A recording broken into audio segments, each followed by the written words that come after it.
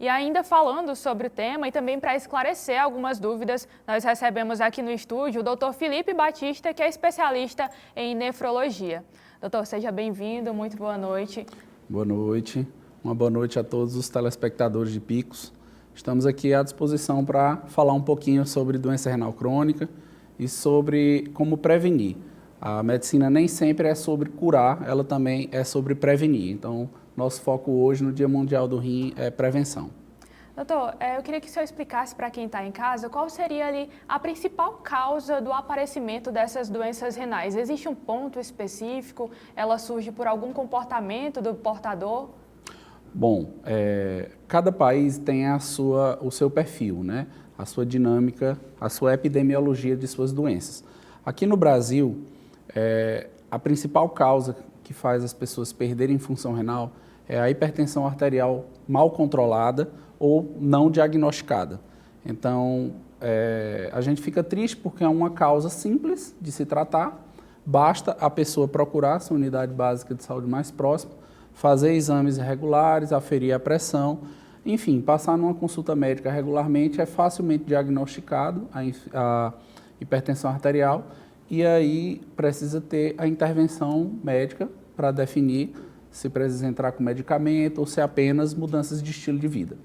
A principal causa no Brasil é a hipertensão, que leva à nefroesclerose hipertensiva, que é um processo lento, que mais ele progride se a pessoa não cuidar. Então, quando a pessoa passa muito tempo sem saber que tem a pressão alta, ou então mal controlado, ao longo de anos. Eu não estou aqui para dizer que a pessoa vai ter uma semana, um mês, 2 meses de pressão descontrolada e já vai perder o rim, não é isso. As pessoas, quando deixam passar os anos, então anos, 5 anos, 10 anos, 15 anos de descontrole da pressão, a pessoa pode chegar a um estágio final de doença renal. E a segunda causa, mais frequente no Brasil, é o diabetes. Tá? O diabetes, para você ver como é o perfil de cada país. No Brasil não é a causa mais frequente, mas nos outros países do mundo, na Europa, nos Estados Unidos, em outras partes do mundo, a diabetes mellitus é a causa número 1 de insuficiência renal crônica. Tá? Então tem essa inversão aqui no Brasil que a gente precisa mudar, porque a causa número 1 ela é facilmente tratada, a gente tem que mudar essa história.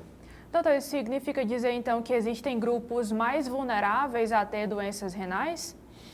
Olha, os grupos mais vulneráveis são as pessoas que têm essas comorbidades, né? Às vezes elas vêm junto, a pessoa não tem só uma comorbidade, às vezes a pessoa ela já tem um sobrepeso, aí ela tem a dislipidemia, ela tem o diabetes, ou então o pré-diabetes, né? Que é a alta resistência à insulina, ou ela tem a hipertensão e às vezes ela tem tudo isso junto, que a gente também cai numa outra doença, uma outra síndrome, que é a síndrome metabólica. Tá? Então, esse perfil de paciente é o que é mais suscetível a ter esse problema. Logicamente, nós temos também doenças genéticas, doenças hereditárias, e as nefrites, que são doenças imunológicas que atacam o rim, como o lúpus, como as glomerulonefrites, mas isso é um capítulo um pouco à parte, que não representa uma quantidade tão grande de doenças que causam insuficiência renal. Então, a gente hoje está nesse foco, né, em relação à hipertensão, diabetes, sobrepeso, dislipidemia, porque é a grande maioria e são as causas que mais facilmente a gente pode mudar a história desse paciente. O senhor mencionou na nossa conversa hoje pela manhã que essas doenças renais, elas tendem a ser um tanto silenciosas, né? Elas aparecem com sintomas ali meio que escondidos, por assim se dizer.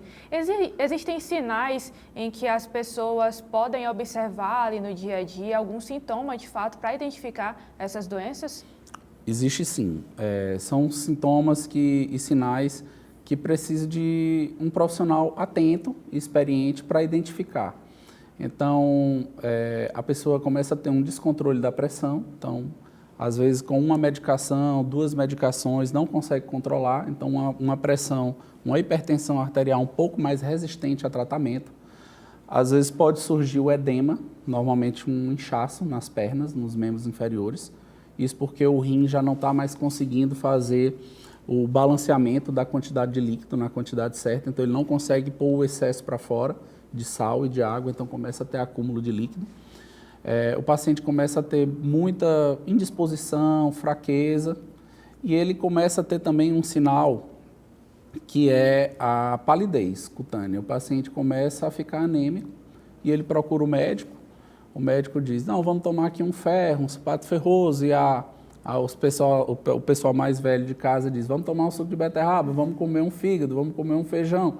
E você faz o tratamento e não cura essa anemia, Então, é um tipo de anemia específico gerado pela insuficiência renal crônica, que é por carência de um hormônio que o rim produz, chamado eritropoetina. Então, assim, você vê que são vários sinais e sintomas que várias doenças também causam, né? Então, fica muito... precisa de um olhar muito atento do médico para identificar, só com sinais e sintomas. Mas nós temos 2 exames muito simples, que estão de um custo muito baixo, que estão no portfólio do SUS, que são a creatinina e o sumário de urina. Esses 2 exames, quando feitos, eles dão indícios precocemente dessa perda de função renal, né? Dessa perda de função renal. E aí a gente pode ter esse diagnóstico precoce e entrar com as medicações, mudança de estilo de vida, alimentação, e a gente pode mudar a história o curso dessa doença. A gente pode botar o pé no freio e parar a progressão dessa doença. Então, a gente pode mudar a história desse paciente. Doutor, eu acabo de receber uma pergunta aqui do meu produtor, Wesley. Ele quer saber se a pessoa que tem a nefropatia diagnosticada, ela consegue viver uma vida normal após o diagnóstico? Olha, ela consegue sim. O rim, vamos dizer assim, ele é um órgão muito resiliente. A gente, tentando traduzir numa linguagem mais fácil, nós temos uma escala que nós podemos mensurar o funcionamento do rim, onde vai de 0 a 100, que a gente chama de taxa de filtração glomerular. Então, uma pessoa jovem, como você, tem uma taxa de filtração glomerular, digamos, de 100. Então, quando nós passamos dos 40 anos, 50 anos, a gente vai começando a envelhecer, né? Então, envelhece o cabelo, envelhece a pele, os órgãos também envelhecem. Há uma perda natural e gradual dessa função renal, mas ela é muito incipiente. Então, quando é que a pessoa precisa vamos dizer assim, que ela perde a função renal, que ela tem que ir para um tratamento agressivo? Em pessoas apenas hipertensas, quando a taxa de filtração glomerular cai para menos do que 10% do funcionamento do rim. E quando o paciente é diabético, quando está menos do que 15% da função renal. Então, para você ver como você perdeu 30%, 40%, 50% de função renal, você pode levar uma vida normal. Você só tem que tomar os cuidados de alimentação, medicação, estilo de vida. Então, é isso onde eu quero chegar.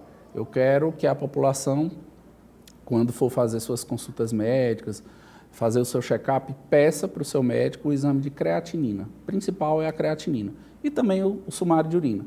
Se a gente pega num estágio de insuficiência renal, estágio 2, estágio 3, o paciente ainda tem 50% de função renal. Então, ele tem toda a chance da gente intervir nesse paciente e ele levar a vida dele normal, e a gente consegue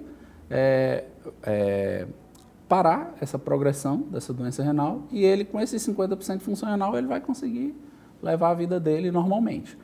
Dependendo do estágio da insuficiência renal, vai ter que tomar um cuidado ou outro de alimentação, de consumo de sal, né, de alguma medicação, mas ele vai levar a vida normalmente.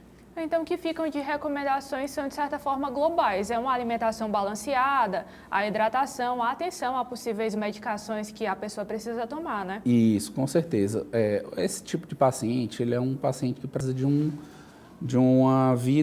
cuidado de vida integral, vamos dizer assim. Tem que ele inserir na vida dele a atividade física regular, tá? Então, a atividade física, se ele puder caminhar, ele vai caminhar, se ele puder pedalar, ele vai pedalar, natação, hidroginástica, o paciente tem que inserir na vida alguma atividade física, tá? Então, atividade física, cuidado com a alimentação, evitar excesso de consumo de sal, embutidos, enlatados, temperos artificiais e cuidar do peso, tá? Então, o Brasil hoje está caminhando para uma alta taxa de sobrepeso e obesidade na população. Isso também é preocupante, isso também é fator de risco, tanto para a hipertensão, para a diabetes e para a insuficiência renal. Então, a gente tem que fazer todo esse combo, vamos dizer assim, né? Cuidar do peso, cuidar da alimentação, atividade física e fazer seus exames regularmente para cuidar da saúde e ter uma vida saudável. Eu costumo dizer para meus pacientes, a expectativa de vida hoje do brasileiro é em torno de 74 anos. Então, no meu consultório eu não aceito uma pessoa viver menos do que 74 anos. Então, se tomar todos esses cuidados, dá para chegar lá e, se Deus quiser, ir além. Doutor, muito obrigada pelas informações, por tirar as dúvidas, inclusive do nosso produtor. Agradeço mais uma vez pela sua presença aqui no estúdio. Eu que agradeço, estou sempre à disposição desse canal de comunicação e sempre à disposição também da população de Picos e região, nas duas empresas que estão prestando esse serviço. Só comentar rapidinho que o Instituto do Rim está presente em Picos há 29 anos, prestando esse serviço totalmente gratuito pelo SUS, e o Centro de Terapia Renal, que é uma empresa co-irmã, está há 11 anos, e essas empresas estão estruturadas com 670 vagas de hemodiálise. Hoje nós temos 480 pacientes em tratamento, então nós estamos preparados para atender toda a demanda da região que se fizer necessário. Nós vamos trabalhar na prevenção, mas se um paciente precisar, nós estamos prontos para atender toda a região de Picos. Boa noite a todos.